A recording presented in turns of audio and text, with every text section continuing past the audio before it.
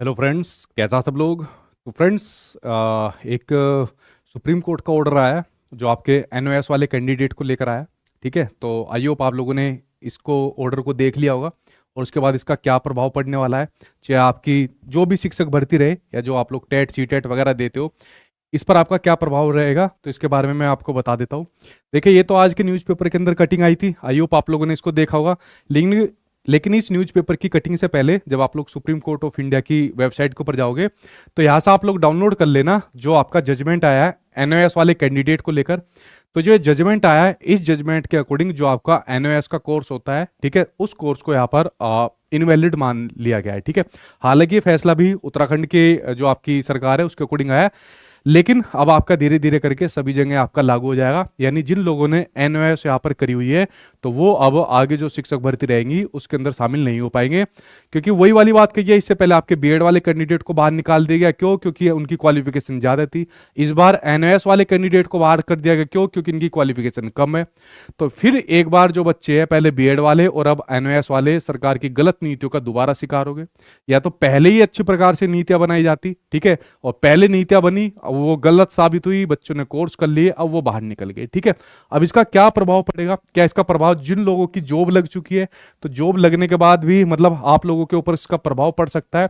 इस ऑर्डर को मैं डलवा दूंगा, अपने टेलीग्राम पर डलवा दूंगा, इसको देख लेना आप लोग, सचिन एकेडमी टेलीग्राम पर। ठीक है, जहां पर एनएस वालों के लिए मना कर दिया कि अब वो लोग इनवैलिड हो गए हैं शिक्षक भर्तियों के लिए। अगर मैं बात करूं, ये न्यूज़पेपर के अंदर भी आपका आ रखी है आज, आई होप आप लोगों ने इसको देख लिया होगा कि सुप्रीम कोर्ट के फैसले के बाद डीएलएड डिप्लोमा धारक नई शिक्षक भर्ती प्रक्रिया में शामिल नहीं हो सकते। और उसके अलावा जो शिक्षक भर्ती कंप्लीट हो गई है, जैसे अभी केवीएस की हुई, बीपीएससी की हुई, या बीपीएससी की इससे पहले भी छठा फेज हुआ, अभी केवीएस वाले एक स्टूडेंट का मेरे पास मैसेज आया कि सर हमको रोजगार मेले के लिए कॉल आया था, ठीक है, हमें वहां पर जाना है, पटना में, मतलब पटना के लिए कॉल आया था।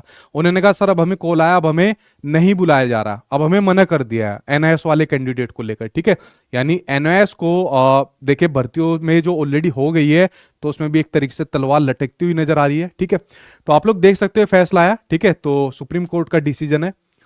क्या संभावनाएं हो सकती है? क्या एनओएस वालों का अब कुछ फ्यूचर हो सकता है, या जिनकी जॉब लग गई है उनका कुछ फ्यूचर हो सकता है? चलिए उसके ऊपर एक बार मैं आपको बता देता हूँ। ठीक है, ऑर्डर आई होप आप लोग उसको डिटेल में पढ़ लोगे। ठीक है, आप लोग के लिए ऐसा ऑर्डर है, पढ़ोगे तो मतलब टेंशन ही आपको देगा। देखिए, जिन लोगों की पहले भर्ती हो गई है, ठीक है, यानी जिन लोगों का पहले सिलेक्शन हो गया है, जैसे अगर मैं बात करूं केवीएस की बात करूं, तो केवीएस में मुझे भी डाउट लगा, क्योंकि एक स्टूडेंट का जो मैसेज आया तो उसके बाद से मुझे केवीएस के अंदर डाउट लग रहा है। दूसरा, बीपीएससी की अगर मैं बात करूं, चाहे आपका बीपीएससी टीआरई फर्स्ट था, या इससे पहले आपका जो छठा फेज भी हुआ है, देखिए ये जो आपका ऑर्डर आया ना, ये ऑर्डर अभी आपका उत्तराखंड के लिए आया है। ठीक है, ये सिर्फ उत्तराखंड के लिए संदर्भित है। अगर ये आपका मान लीजिए कोई रिट डाल देता है, कोई बिहार कैंडिडेट मतलब रिट डाल देता है, बिहार के लिए आ जाता है, तो फिर वहां पर भी तलवार लटकनी शुरू है।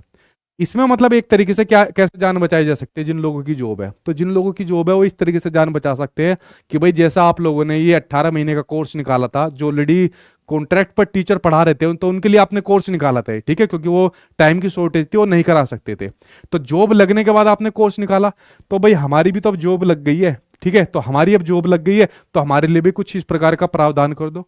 तो अगर मानिए न्यायालय के सामने इस प्रकार की अगर कोई पेशकश जाती है, तो क्या पता वो आप लोगों के हक में भी चला जाए। ठीक है, कुछ भी हो सकता है, इसके ऊपर मैं अपनी तरफ से कुछ नहीं कहूंगा कि हो भी सकता है, नहीं भी हो सकता है। तो मतलब इस तरीके से अपील की जा सकती है। तो आप लोग रिव्यू पिटीशन अगर डालना चाहे तो डाल सकते हो, या जो भी आप लोग अपने वकील से सोच रहे हो।